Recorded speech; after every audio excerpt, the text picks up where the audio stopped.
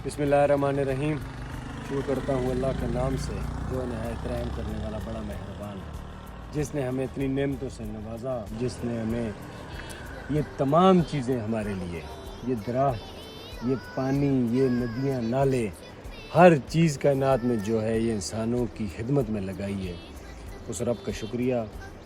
उम्मीद करता हूँ तमाम लोग खैरियत से होंगे। वीडियो बना रहा हूँ आज की जैतून के हवाले से कि हम लोग जैतून कौन कौन सी जगह काश कर सकते हैं और आइडियल जगह कौन सी है।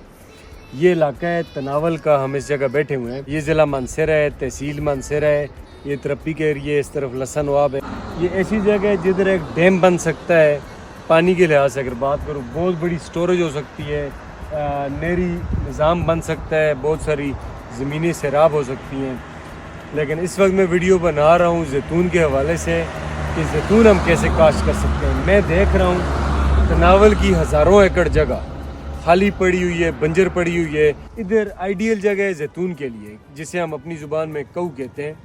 वो भी जंगली जैतून है, उसके साथ छोटे छोटे दाने लगते हैं। उससे भी आजकल आयल निकालते हैं, लेकिन वो इतने ज़्यादा फल नहीं देता, वो दाने नहीं देता जिससे तेल निकाला जाता है। वो जंगली जैतून है। इसी तरह हम उस जैतून, जंगली जैतून वाली जगह जैतून काश कर सकते हैं। ये तनावल वाला एरिया, क्योंकि कोई और चीज़ इधर काश नहीं हो सकती, और जैतून के एरिए के लिए आइडियल जगह है। जंगली जैतून की बात मैं कर रहा था। ये दाना है जंगली जैतून का, इसमें से आयल निकाला जाता है।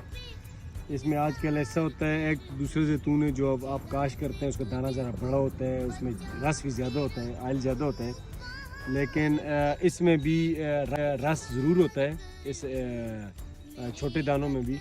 ये जंगली जैतून है, ये इसके ऊपर ग्राफ भी हो सकता है। ये इलाका, ये तनावल के इलाके में मैं खड़ा हूँ, तो इधर आइडियल जगह है इस जैतून के लिए। ये आइडियल बार बार तब कह रहा हूँ कि आप इससे सोच सकते हैं, आप देख सकते हैं, अंदाज़ा लगा सकते हैं कि सारा यही जंगली जैतून लगा हुआ है। तनावल के जितने इलाके में चले जाए जंगली जैतून है। नेचर वाइज ये अल्लाह पाक की तरफ से कुदरती ये लग गए हैं, किसी ने लगाया नहीं है। इसी को आप जब दूसरा जैतून लगाएंगे, बाग लगाएंगे, अच्छा फलेगा, फूलेगा। ऐसे 2 साल की ज़्यादा केयर होती है, उसके बाद 5 साल तक इसकी केयर होती है, या बहुत हुआ 6 साल तक उसकी ग्रोथ तक, तो वो उसके बाद आपको ये फल देगा सिर्फ। और उसके बाद पानी की भी किसी किस्म की आपको ज़रूरत नहीं है। अगर शतराजी कर लें तो ठीक है, अगर ना भी करें तो बेहतरीन फल देगा। हुकूमत ठेके पे ले, बेशक किसी प्राइवेट शख्स को दे दे, ऐसा कुछ निज़ाम करें कि ये सारे बागात लग जाएं जैतून के लिए। ये मैं मशवरा, सजेशन तब दे रहा हूँ, ये शेयर आप लोगों के साथ तब कर रहा हूँ कि कोई भी अच्छी बात आपके जहन में अगर है, वो आगे आप शेयर करें, लोगों को बताएं, समझाएं।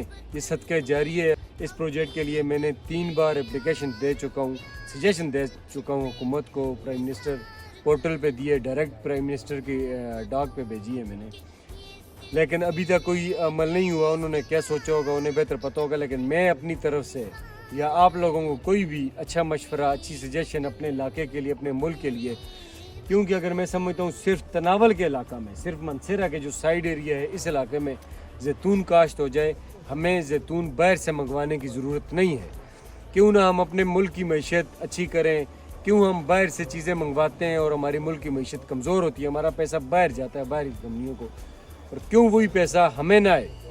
और क्यों हम इस जैतून को तैयार करके इधर से आयल निकाल के, इधर से जैतून का पत्ता तक जैतून का काम में आता है, तो क्यों ना हम दुनिया में इसे एक्सपोर्ट कर सकते हैं।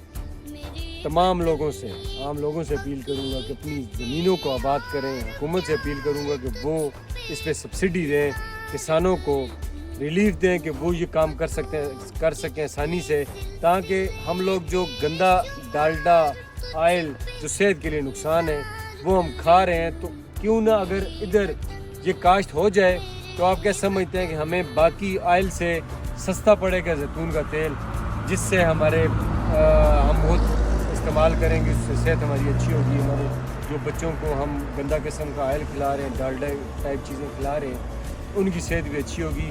फलता फूलता पाकिस्तान, तरक्की यही होती है कि मईशत तो आपकी तरक्की करेगी, सेहतमंद होंगे हमारे बच्चे भी, ताकि वो मुल्क की तरक्की की तरफ सोच सकें, आगे बढ़ सकें। तो खुदारा ایسی چیزوں پر فوکس کیا کریں. یہ پانی کے ڈیم کے حوالے سے بات کی ہے, ڈیم ہونا بہت ضروری ہے, اور اس پورے علاقے کو کاشت کریں, زیتون کی طرف آئیں, بہترین آپشن ہے. اور درخت آپ کو حکومت دے رہی ہے, آپ صرف جگہ اپنی بنائیں, حکومت آپ کو دے رہی ہے, درخت باغ لگوا رہی ہے, آپ نے صرف گڑھا کرنا ہوتا ہے, اس میں اس کو گڑھا کھود کے 15 دن مہینہ رکھنا ہوتا ہے. حکومت آپ کو فری میں باغ لگا کے دیتی ہے. اگر آپ کیئر نہیں کر سکتے تو بے شک کسی کو ٹھیکہ دے دیں. اگر کیئر کر سکتے ہیں, آپ خود موجود ہیں جگہ پہ, تو آپ خود اس کی حفاظت کریں.